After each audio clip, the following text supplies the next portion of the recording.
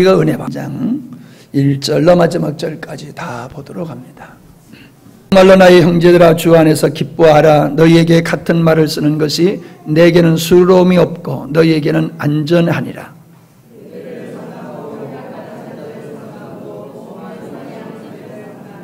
하나님의 성령으로 봉사하며 그리스도 예수로 자랑하고 육체를 신뢰하지 아니하는 우리가 곧 할례당이라.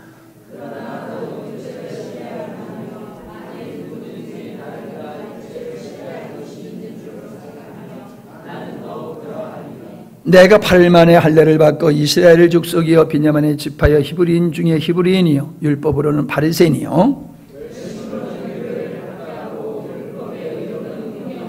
그러나 무엇이든지 내게 유익하던 것을 내가 그리스도를 위하여 다 해로 여길 뿐더러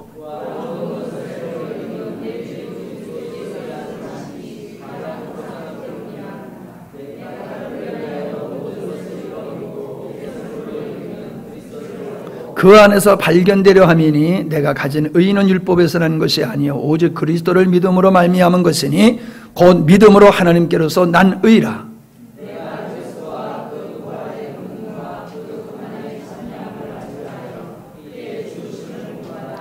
어찌하든지 죽은 자 가운데서 부활에 이르려 하노니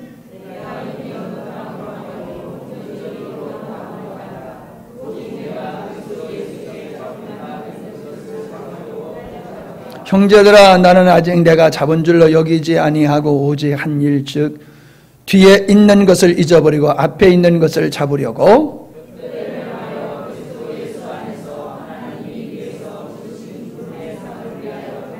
그러므로 누구든지 우리 온전히 이런 자들은 이렇게 생각할지니 만일 무슨 일에 너희가 달리 생각하면 하나님이 이것도 너희에게 나타내시리라. 형제들아 너희는 함께 나를 본받으라. 또 우리로 본을 삼은 것 같이 그대로 행하는 자들을 보이라.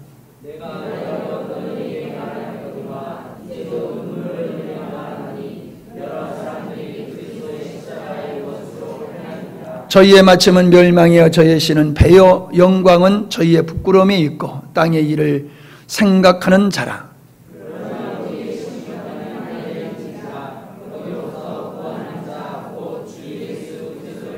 같이요. 그가 만물을 자기에게 복종케 하실 수 있는 자의 역사로 우리의 낮은 몸을 자기 영광의 몸의 형체와 같이 변케 하시리라. 아멘.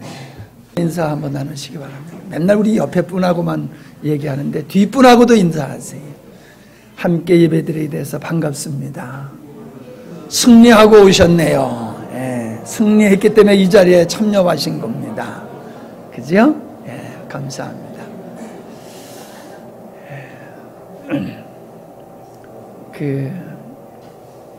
오늘 주일 예배는 집회를 위해서 말씀을 준비를 했습니다. 이 말씀 자체가 은혜가 되어야 되지만은 이번 성회에 은혜를 받기 위해서 우리가 어떤 마음의 자세를 가져야 될까 하는 생각을 가지면서 말씀을 준비했습니다. 말씀의 제목은 본받고 본이 되라입니다. 발전한다, 성숙한다. 사람들은 그것을 능력의 문제라고 생각을 합니다. 능력이 있어야지 발전하고 능력이 있어야지 성숙을 하고 성장한다. 틀린 얘기 아니지요. 그런데 모든 발전은 그 부족함을 채우기 위한 어떠한 몸부림 속에서 발전하는 것을 우리가 볼 수가 있습니다. 사도 바울은 자족을 얘기했지만은 안주를 얘기하지 않았습니다. 우리 그리스도인들이 이 자족함과 안주를 혼동하지 않았으면 좋겠습니다. 우리들이 그냥 이만하면 좋아. 그러면서 더 이상 발전을 추구하지 아니하고 그냥 성숙을 추구하지 아니하고 살아가면 그건 안주가 되는 거지요. 다른 사람이 열심히 살아가도 그래 너 열심히 살아 나는 이만하면 됐어. 그건 자족이 아니지요. 오늘 그리스도인들이 자족하는 신앙이 아니라 안주하는 신앙을 하고 있지 않나 그런 생각을 합니다. 왜 그러냐 하면은 자기 자신이 설정해놓은 선이 있어요. 하나님이 우리에게 원하시는 것이 우리의 믿음의 푯대가 되지 아니하고 스스로가 예수 믿는 사람은 이 정도 살아가야 돼 라고 자기가 정해놓은 선이 있어요. 그렇기 때문에 그 선에 이르게 되어지면은 나 신앙생활 괜찮게 하는 거야 라고 그때서부터 안주하게 되어지는 거죠. 그때서부터는 성장이 멈추게 돼요. 발전을 하지를 않게 되어집니다. 어찌 보면 역사를 보면은 패망과 실패는 바로 자만과 태만에서 비롯되었다라고 하는 것을 우리가 볼 수가 있습니다. 글쎄 적당한 이해인지는 모르겠습니다만은 우린 이솝우화에서 거북이와 토끼의 이야기를 잘 알고 있습니다. 토끼하고 거북이하고 경주하면 당연히 토끼가 이기는 거지요. 그러나 결과는 토끼가 졌습니다. 능력이 없어서 진 게 아니지요. 자만이지요. 그 자만 때문에 토끼는 거북이에게 졌습니다. 베트남이 패망을 하게 되었는데 그 패망이 무기가 적어서 패망한 게 아니죠. 힘이 없어서 패망한 게 아니죠. 진주만에 공격당하고 6.25의 사건을 보더라도 그런 일은 없을 거야. 전쟁이란 있을 수 없어라고 자만에 빠져 있을 때에 공격을 당하고 엄청난 피해를 입게 된 것을 우리가 볼 수 있습니다. 우리가 믿음의 생활에도 마찬가지인 것 같습니다. 오늘 본문의 말씀은 사도 바울의 신앙의 자세를 우리에게 잘 보여주고 있습니다. 그런데 17절에 보면은 자기 자신이 신앙의 본, 그리고 너희들도 나를 본받은 후에 너희들도 또한 본이 되기를 원한다라고 하는 소망을 말씀해주고 있는 걸 보게 되어집니다. 본. 사실 우리가 무엇을 한다는 건 그렇게 어려운 것 같지를 않아요. 그냥 부모가 되어서 자녀들에게 그 의식주 문제를 해결해 주는 것은 그건 그렇게 과히 어려운 것은 아닌 것 같아요. 근데 부모로서 자녀들을 바라볼 때에 부담스러운 게 뭐냐면은 내가 저희들에게 인생의 본이 되어야 되는데 라는 생각을 가져보면은 부담스러운 거예요. 내가 자녀들에게 정말로 인생을 제대로 살고 있고 아이들에게 본을 보이고 있나? 여러분, 우리가 술 안 먹는다, 담배 안 핀다, 예수 믿는 사람, 그게 그렇게 대단한 거 아니거든요.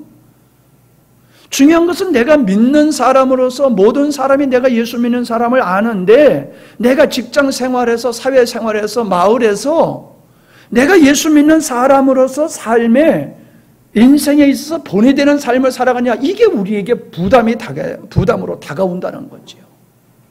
그게 있어야 된다는 거예요. 우리가 먼저 믿는 사람으로서 장로가 되고 권사가 되고 안수 집사가 되고 여러 가지 교사가 되고 교회 안에서 직분을 가지고 삽니다.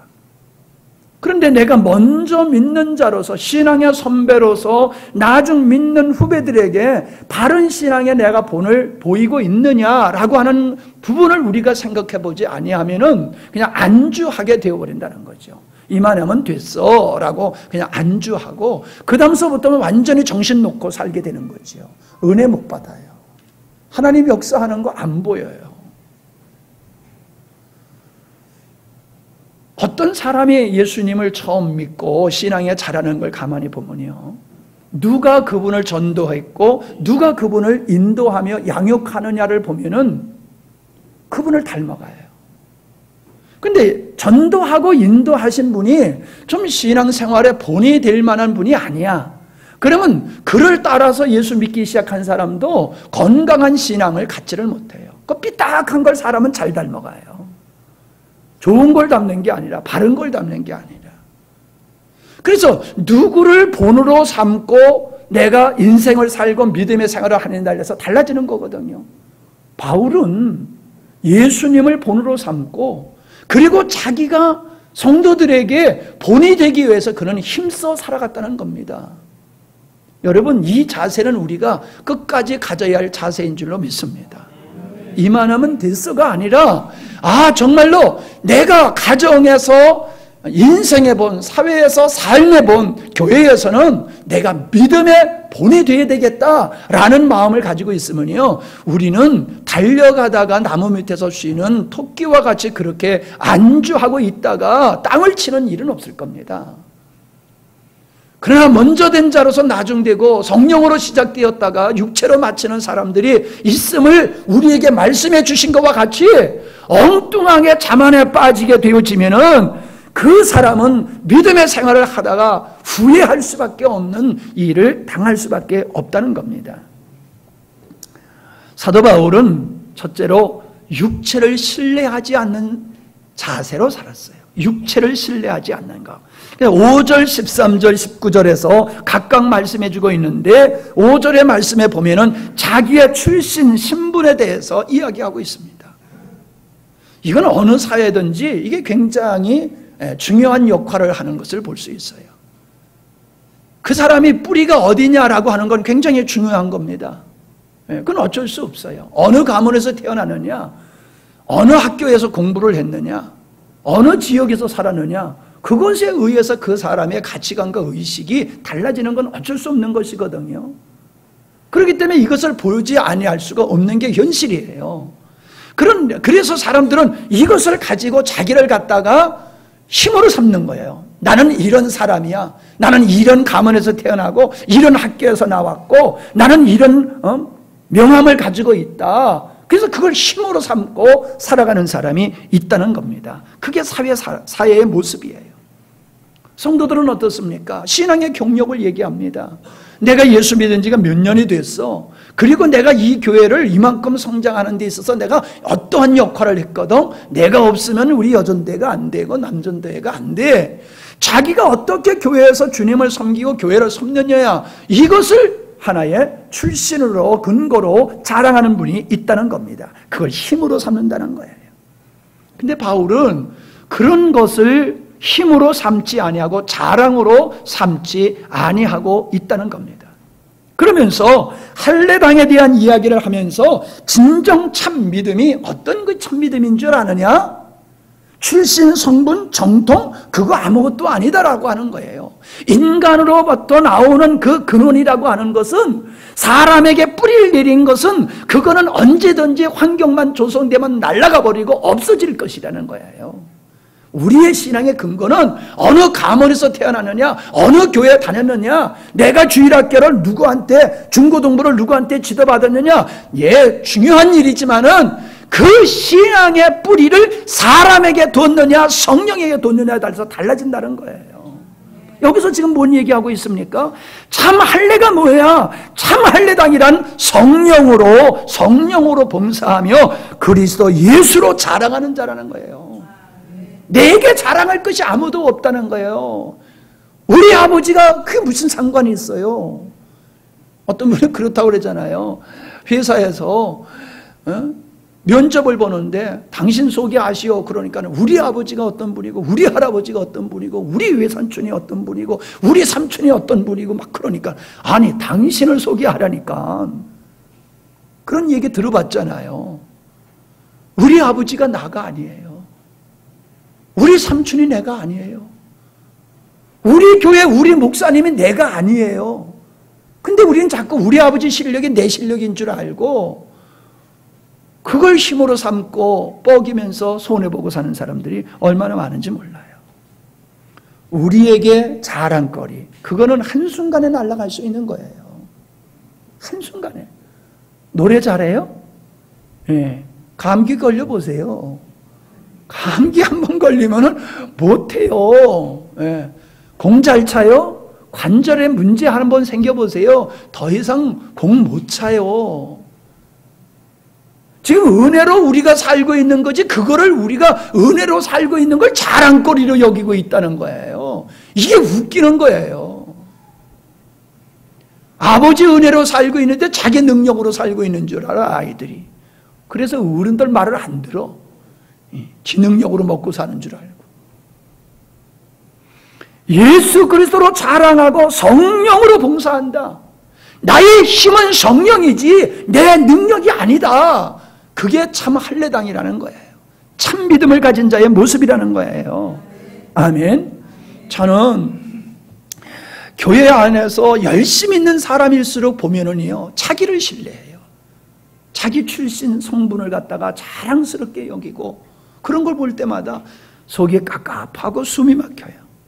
두 번째는 그는 뒤의 일을 자랑하지 않았다라고 얘기를 하고 있습니다. 우리는 인생을 살기 때문에 우리는 발자취를 남기게 되어 있습니다. 발자취를 남기게 되어 있어요. 눈이 온 다음에 지나가면 발자취가 생깁니다. 모래사장을 지나가면 파도가 치고 간 그 반질반질한 곳에 내가 걸어간 발자취가 남게 됩니다. 인생은 살아가면서 발자취를 남기게 되는 거예요. 그런데 사람들이 어떻습니까? 좋은 건 자랑하지만은 부끄러운 건 덮어두려고 들어요. 당연하지요, 뭐. 그 부끄러운 걸 누가 자랑하겠어요?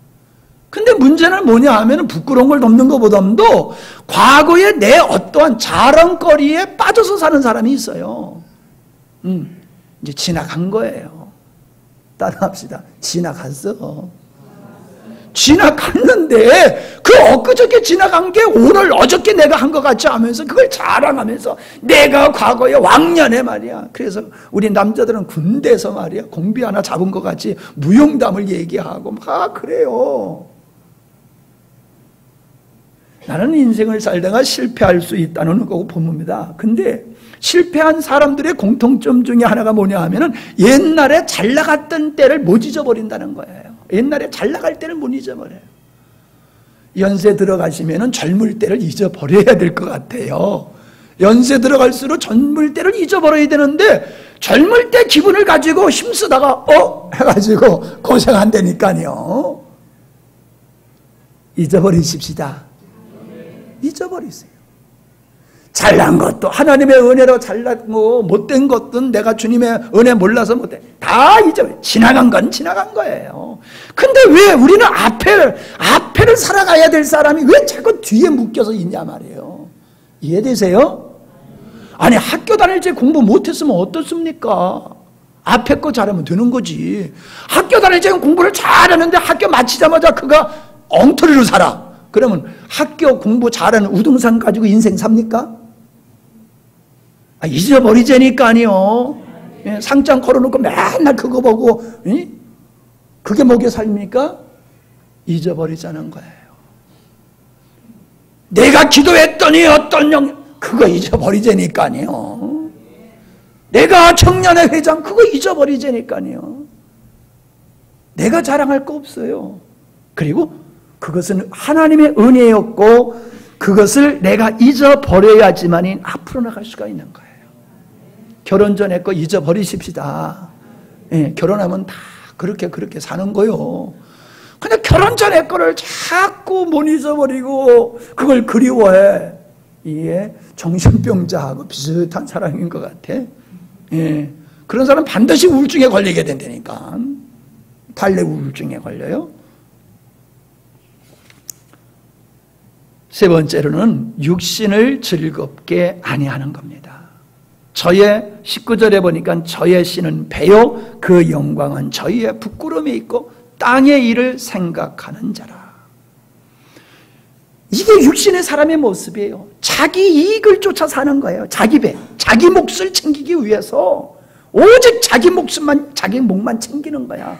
남이 어떻게 되든지 그냥 내 목만 채무니 이렇게 남의 것까지 빼앗아서 내 것으로 만들려고 하니까 문제지요.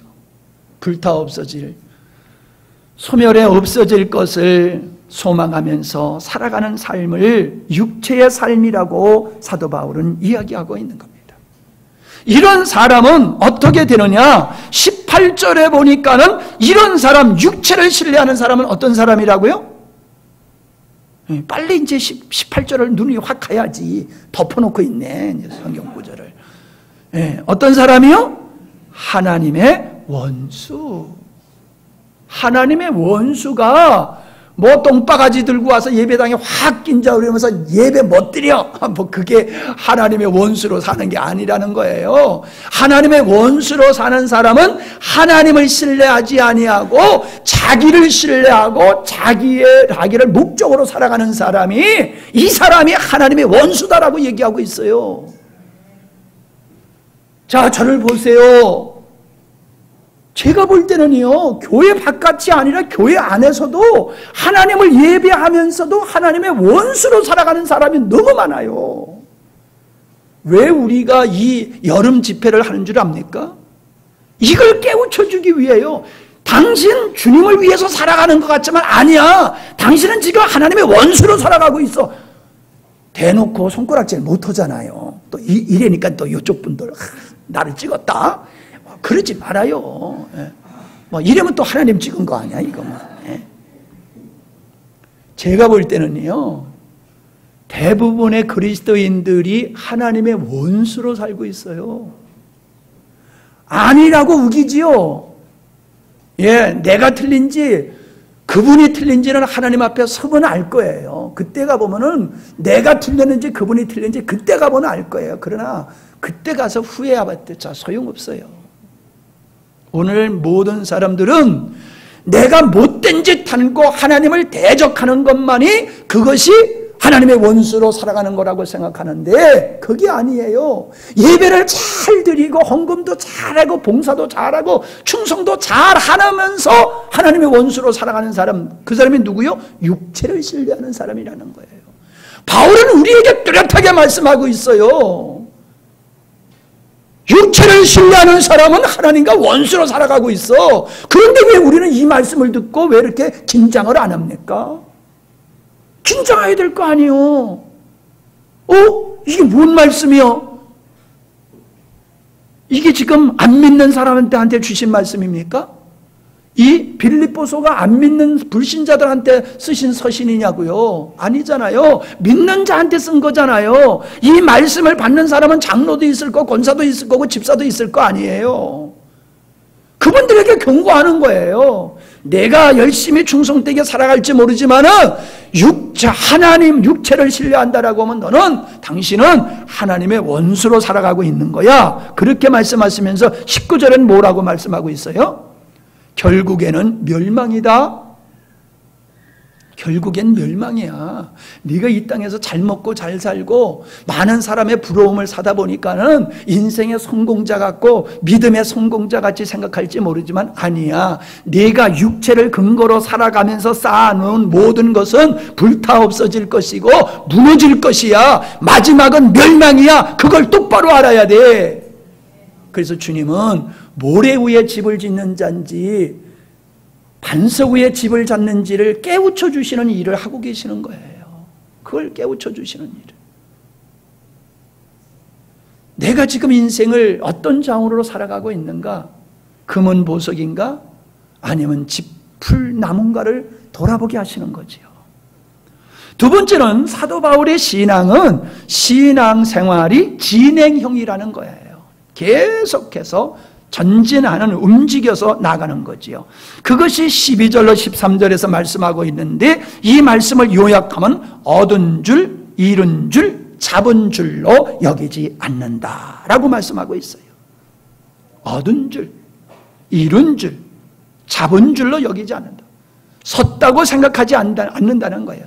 이만하면 됐어라 자만하지 않는다는 거예요. 그런데 우리는 쉽게 자만해요. 쉽게 자만해요. 자만하다가 경기에 패하고 그러잖아요. 전쟁에서도 패하고.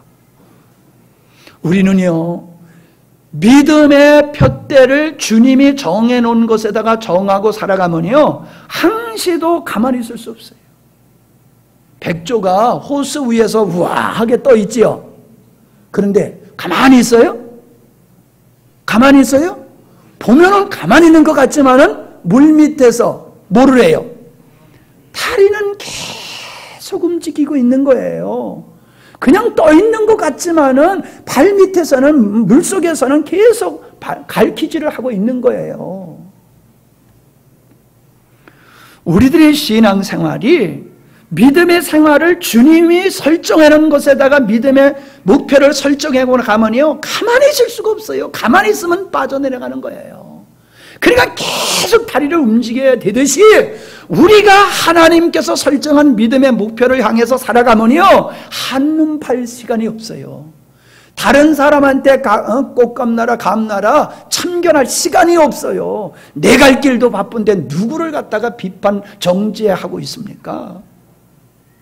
그런데 사실은 우리들이 그렇게 살아가고 있다는 거지. 여러분, 생명이라고 하는 것은 멈춤이 없어요. 생명은 계속해서 움직이고 생명은 계속해서 변화를 추구하고 있는 거지요. 그래서 나무를 보세요. 씨앗을 심어서 씨앗이 자랄 때 보면 엄청나게 자라는데 계속 자랍니까? 더 이상 안 자라요. 자랄 만큼 자란 다음에 안 자라요. 그러니까 죽은 겁니까? 아니에요. 그때는 꽃을 피워요. 꽃을 피운 다음에 어떻게 해요? 이제 그 꽃이 떨어지면서 그게 과실로 바뀌어지면서 모든 그 영양분은 과실을 맺는 데 집중하는 거예요. 생명의 역할이 달라지지요. 나무를 자라게 하는데 어떤 때는 꽃을 피우는데 그 다음에는 열매를 맺게 하는데 생명의 역할이 다르다는 거지요. 아이들이 어릴 때 자라듯이 자라면 아마 큰 소나무만큼 클 거예요. 죽을 때쯤 되면. 그러면 접어서 갖다 묻어야 될 거야. 예, 길게 어떻게 갖다 묻어야 돼? 턱턱 접어, 이불 개듯이 접어서 갖다 묻어야 될게요. 근데 안 그렇잖아요. 한 20세까지는 쫙 크다. 그때서부터는 단단해져요. 예. 효원이하고 나하고 씨름하면 누가 이길까? 오늘 오후에 한번 해볼까? 예. 근데 그럴 필요 없어. 돌 하나 갖다 놓고 돌 들어보자 하면 돼. 예. 그래서 목사님이 드는 대로 네가 들면은 따라오는 거고, 나중에 못 들면 네가 지는 거야. 저 돌 많아. 이따가 한번 해보자. 이게 단단해져요. 나이가 먹으면. 맞죠? 예. 어릴 때는요, 욱수는 힘은 있는데 조금 하면 그냥 땡칠이 되는 거예요. 혀가 나와가지고. 못해요. 우리는 성장해야 될 줄 믿습니다. 내가 생명력 있는 믿음이라고 하면은 손줄로 착각하면 안 돼요. 끊임없이 전진을 해야 돼요. 아멘? 그래서 우리는 지식을 수준으로 착각해서는 아니 될 줄 믿습니다. 지식은 지식이에요. 지식이 수준이 아니에요. 직분이 수준이 아니에요. 사람들은 직분만 자꾸 받으면은 신앙의 수준이 자꾸 올라간다고 생각하는데 아니에요. 되려 불행한 일들이 더 많이 벌어지고 있습니다. 제발 지식에 머물지 마시기 바랍니다.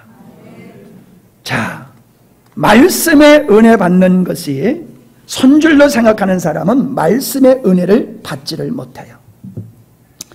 그냥 그런 사람은 어떤 사람이냐면 지식을 쌓는 걸 신앙으로 생각해요. 지식을 쌓는 게 신앙이고 그게 수준으로 생각해요. 그래서 그런 분들은 뭐라고 그러는지 압니까? 설교를 들으면서 들은 건데, 아는 건데, 그리고 앉아 있어요. 여러분, 성경을 한 번만 읽으면 되잖아요. 예? 머리 좋으신 분들 한 번만 읽으면 다 기억하잖아요. 왜 자꾸 읽을 필요가 뭐가 있어요? 다 아는 건데.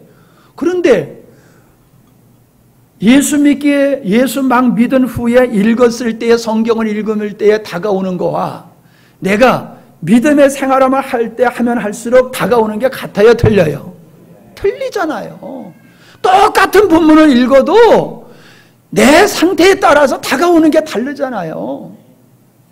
영적인 수준에 달려서 느껴지고 깨달아지는 게 달라지는 거예요. 제발 아는 건데 라는 생각하지 마시기 바랍니다. 저 들은 건데 라는 속임수에 빠지지 않기를 바랍니다.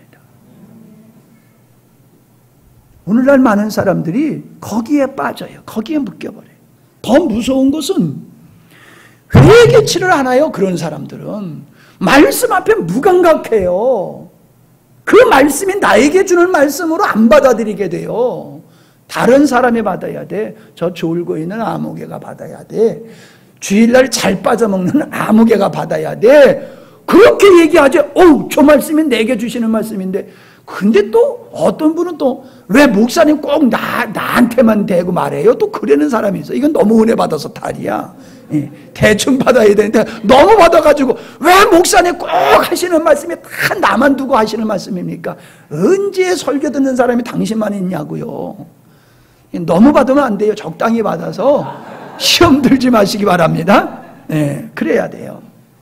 회개할수록 없어요, 그런 사람은. 지난번에 제가 그 밭에 씨 뿌리는 비유의 말씀을 통해서도 말씀을 드렸지만은 믿음이라고 하는 토양을 준비해야 돼요. 아멘? 믿음이라고 하는 마음의 토양을 준비하면은 말씀이 들어오지만은 내 마음의 믿음의 토양이 아니야. 교리. 그래서 목사님들은 어느 교리에 맞는 거야? 내가 신학교에서 배울 때는 저렇게 안 배웠는데 그래가지고 늘 교리라는 안경을 쓰고 자기 교리 안에 들어오는 말씀만 받지 그 말씀에서 벗어나 버리면은 아예 들으려고 조차도 안 해요. 목사님들의 대부분의 성향이 그래요. 전통. 내가 다니던 교회는 옛날에 내가 어렸을 때 다니던 교회는 결혼하기 전에 다니던 교회는 이렇게 했는데 이 교회는 이상하네. 왜 나팔을 불고 시작해? 거기는 이렇게 땡 종치고 했는데 아니 종치고 하는 거랑 나팔 불고 하는 거랑 아무래면 어때요? 근데 나팔 부는 것 때문에 시험 들면 이상한 거잖아요. 예? 목사님이 좋아하면 그냥 여러분도 좋아하면 돼. 예. 그게 자꾸 옛날에 우리 교회에서는 안 그랬는데 지금 우리 교회가 어느 교회인데 맨날에 내가 주일학교 다니던 교회 결혼하기 전에 교회가 우리 교회야. 지금 나오는 영광스러운 교회는 우리 교회가 아니야. 목사님 교회지. 이 문제예요. 토양이 잘못된 거예요. 토양이.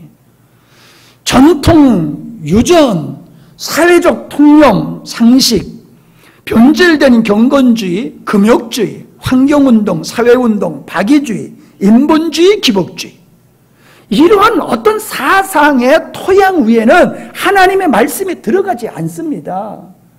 그걸 다 돌을 골라내야 돼요. 그런 돌이 다 빠져나면은 그러면은 하나님의 말씀이 들어가는 거예요. 기존의 사상, 기존의 학설, 기존의 교리, 부여잡을 것이 있지만은 잘못된 그런 것들에 묶여버리면은 안 되는 거예요.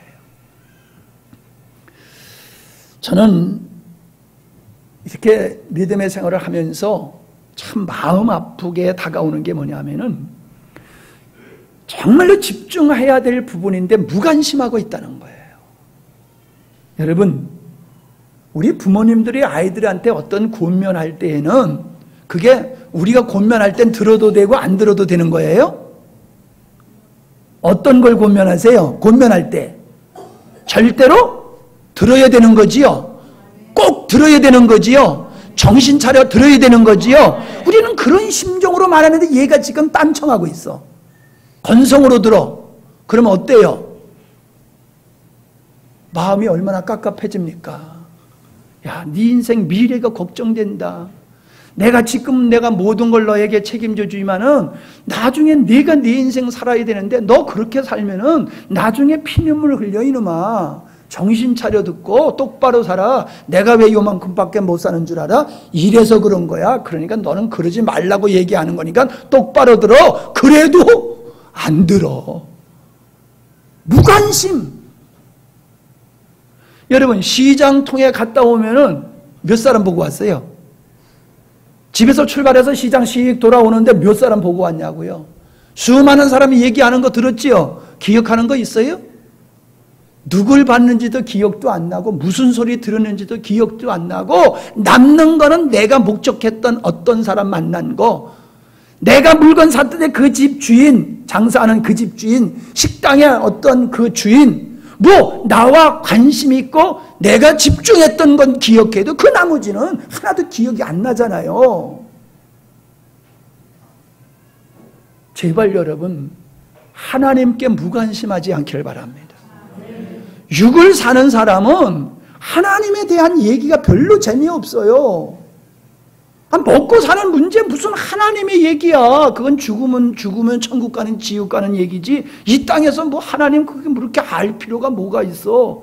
십자가 보고 골치 아파. 요즘 현대인들 머리 쓰기 되게 싫어해요. 에?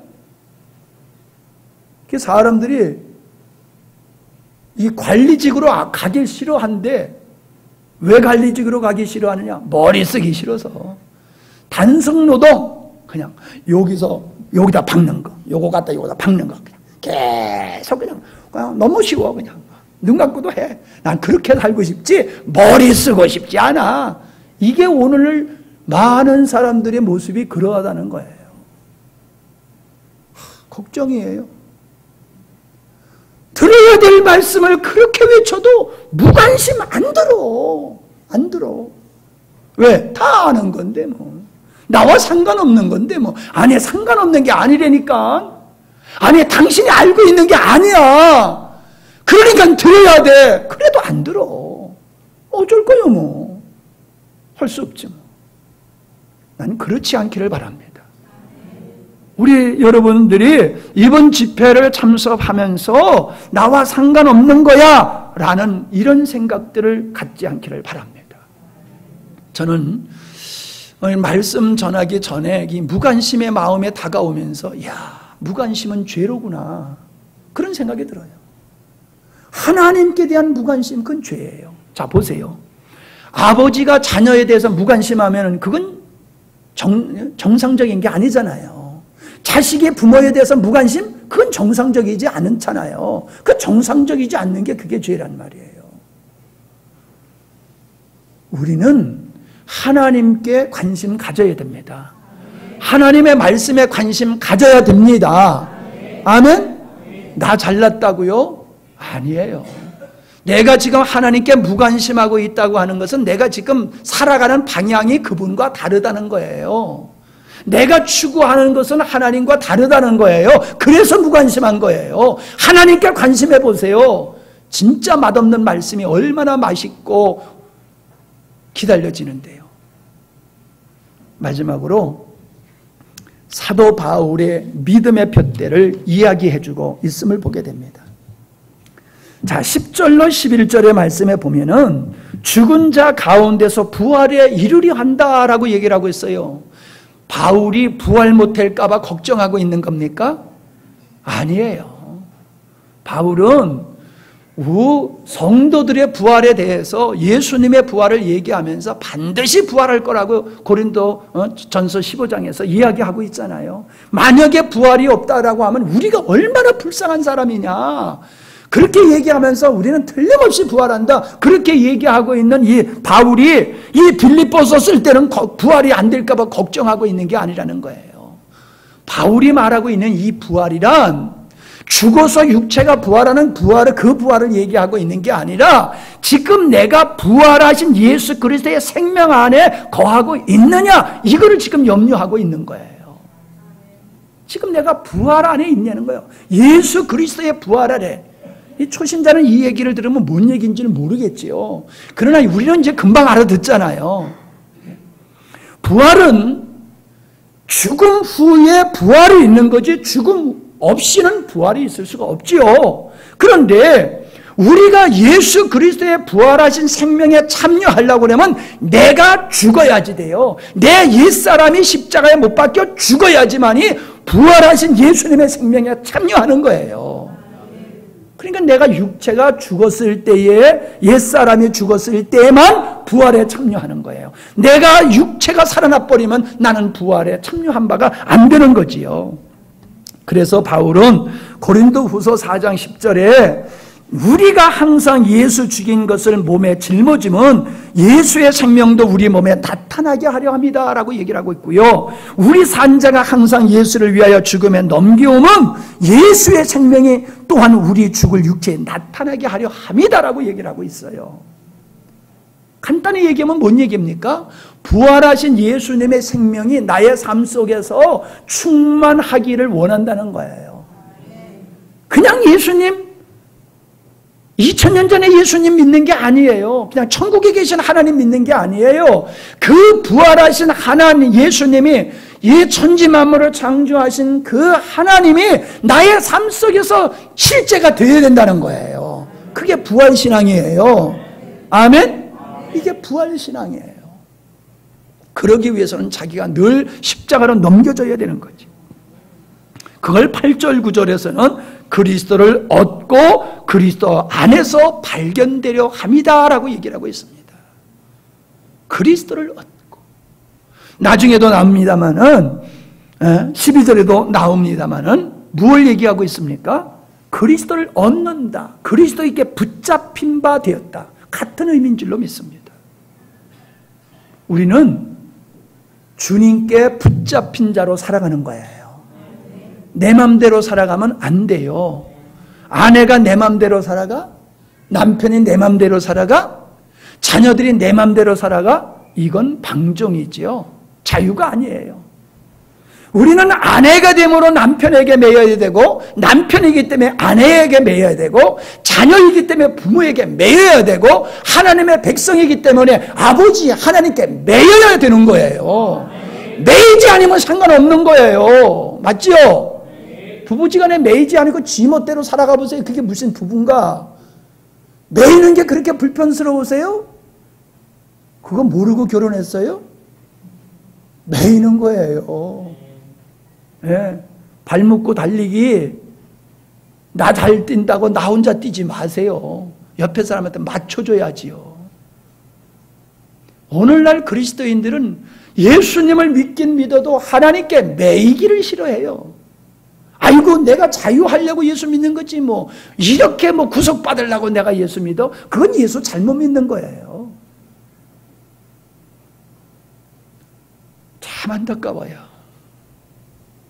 사실은 자기가 매여서 살고 있으면서 자기가 매여서 살고 있는지를 모르지요. 쾌락에 매여 있고 명예에 매여서 살고 물질에 매여서 살고 자기가 좋아하는 것에 나는 아직도 이해가 안 되는데 아니 그림 그렇게 많이 사둬가지고 뭐 할 거요? 그 걸어놓지도 않고 창고에다가 그렇게 쌓아놓을 바에 근데 왜 사놓는지 모르겠어? 근데 그게 돈이 된다는구만. 그래서 사놓는다고 그랬는데 아니 그림은 걸어놓고 봐야지 창고 안에서 쌓아놓고 나중에 그거 팔아가지고 그거 돈 벌려고 하는 거요. 인생을 왜 그렇게 살아? 예? 깝깝해요, 깝깝해. 주님께 매이시기 바랍니다. 바울은 내가 독립할까봐 그게 두려운 거야. 내가 늘 주님께 매여가지고 주님이 요리 와라 하면 요리 가고 저리 가라 하면 저리 가고 그냥 주님이 이끄는 대로 살기를 원하는 거야. 그게 바울의 소망이라니까. 우리가 그런 믿음을 가져야지 건강한 믿음이에요. 내 마음대로 내 기분대로 제발 내 기분대로 살지 마세요. 주님께 매여서 꼼짝 못하는 거. 그게 바울이 추구했던 신앙이에요. 14절에 보니까 부르심의 상을 바라봤어요. 부르심의 상. 다시 말하면은 우리는 상을 하도 좋아해가지고 상에다만 관심을 갖는데 주님이 우리를 왜 부르셨느냐? 이 부르심에 대해서 우리가 명확하게 알아야 됩니다. 하나님이 나를 왜 불러주셨느냐? 그걸 모르면 인생의 목표가 틀려져 버려요.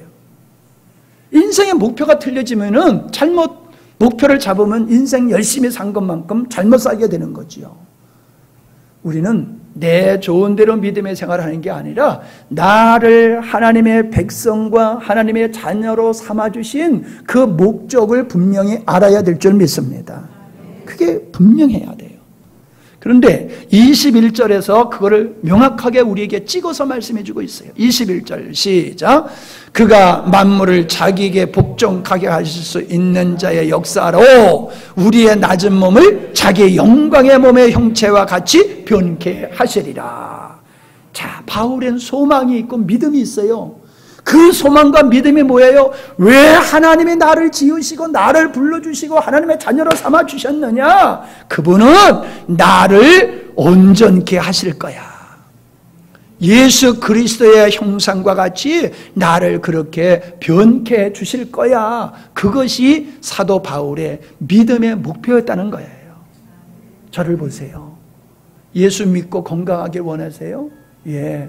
예수 믿고 출세하길 원하세요? 예, 뭐 나쁜 거 아니에요. 근데 그것이 진정 예수님을 믿는 진정 목적이 된다고 하면 그건 잘못된 거예요.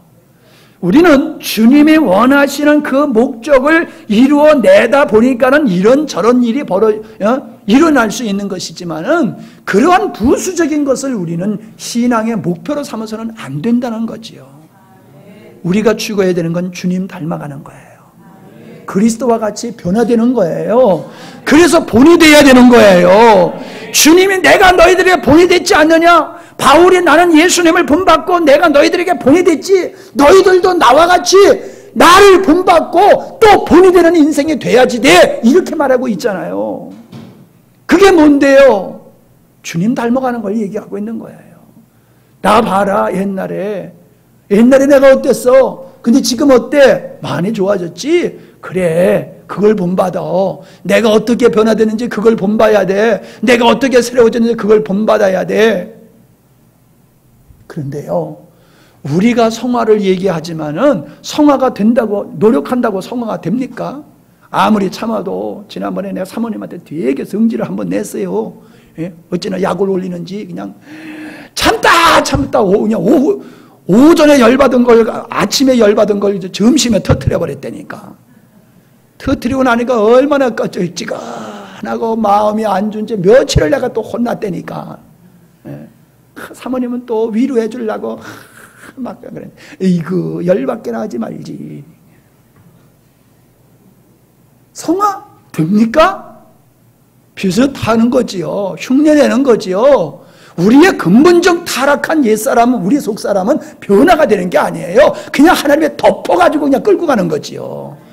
의로, 주님의 의로 덮어가지고 끌고 가는 거지 우리가 근본적으로 변화되는 게 아니에요. 그런데 그럼에도 불구하고 그 우리 옛사람의 더럽고 추하고 못된 것들이 꼼짝 못하게 되는 게 언제냐? 그걸 우리는 성화라고 얘기하는데, 그것은 바로 내가 그리스도 안에 거할 때 가능한 거예요. 그리스도에게 붙잡힐 때 가능한 거예요. 아멘? 그러니까 성화에 노력하지 마시고 주님 안에 거하고 주님께 붙잡히는 데에 열심을 내시기를 바랍니다. 주님 안에 거하고 주님께 붙잡혀 살다 보면은 참 내가 많이 변화됐네. 너 옛날 같으면 다 죽었다. 그러면서 가는 거예요. 별로 감동이 없으시네. 남의 얘기인 것 같아. 근데 이런 얘기가 남의 얘기가 아니라 여러분의 얘기가 될 수 있기를 바랍니다. 예. 목사님 많이 바뀌어줬잖아. 응? 아멘 안 해낸 사람들은 지금 눈 감고 살아서 그래. 눈 감고. 눈 뜨고 봐. 내 머리 얼마나 많이 빠졌나. 이렇게 변화됐는데도 모르고 있어 그래. 아이고. 예. 우리 권사님 오셔서 목사님 엄청 새까맣게 탔네. 그런데 여러분은 목사님 새까맣게 탄 거 모르지? 예. 맨날 보니까는 그 얼굴이야. 가끔 보니까는 새까맣게 탔는지 허여졌는지 금방 알아보시잖아. 좀 보세요. 옆에 사람도 좀 보세요. 당신 예수 믿다 보니까 진짜 천사는 안 됐지만은 천사 비슷하긴 됐네. 날개가 이제 슬슬 나오기 시작하네. 아멘? 예, 날개가, 천사 날개가 이렇게 크대요.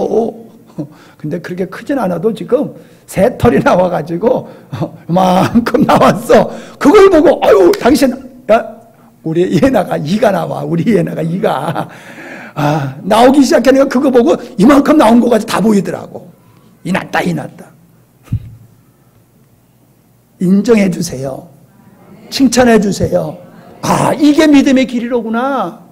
이게 십자가의 길이로구나. 그걸 알아야지 예수 믿는 재미가 있어요. 그걸 알아야지 다른 사람한테도 예수 믿어야 돼. 예수 믿어야지 행복한 거야. 그렇게 살아봐. 똑바로 믿어. 그렇게 믿어가지고는 안 되는 거야. 이 말을 할 수가 있는 거예요.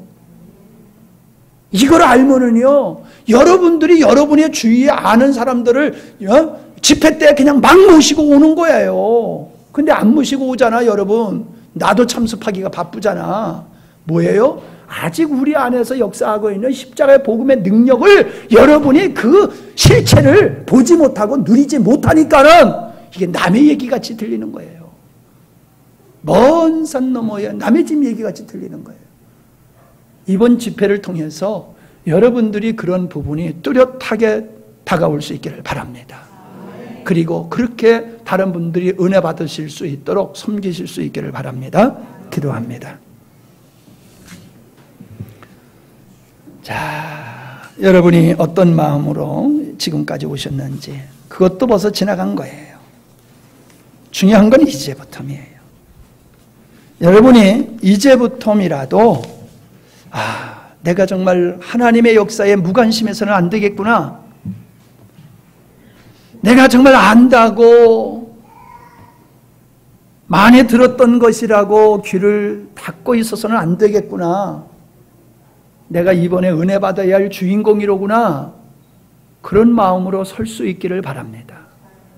그리고 참 우리 교회가 입으로만 십자가 복음을 외치는 게 아니라 그것이 우리의 인격이 되어지고 우리 삶이 되어질 수 있도록 우리 교회가 다 같이 그렇게 성장해야 되겠구나. 그런 마음을 가지고 함께 기도해 주셨으면 좋겠습니다.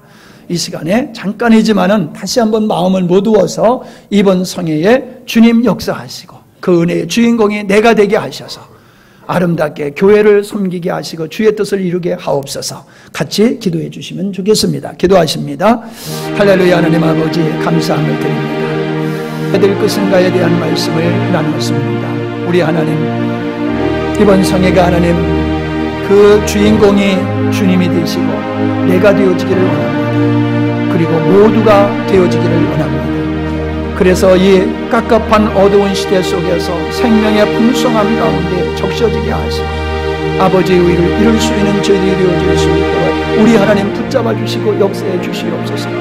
무관심하다 하나님께서 예비하신 은혜를 놓쳐버리지 않게 하여 주시옵시고 시험에 빠지는 자 되지 아니하도록 우리를 붙잡아 주시옵시며 선 줄로 이룬 줄로 생각하지 아니하고 앞의 것을 바라보며 전진해 나가는 바울의 모습과 같이 내가 그리스도를 본받고 또 너희들은 나를 본받고 범이 되라고 권면하는 바울과 같은 심정으로 생활할 수 있는 저들이 되게 하여 주시옵소서.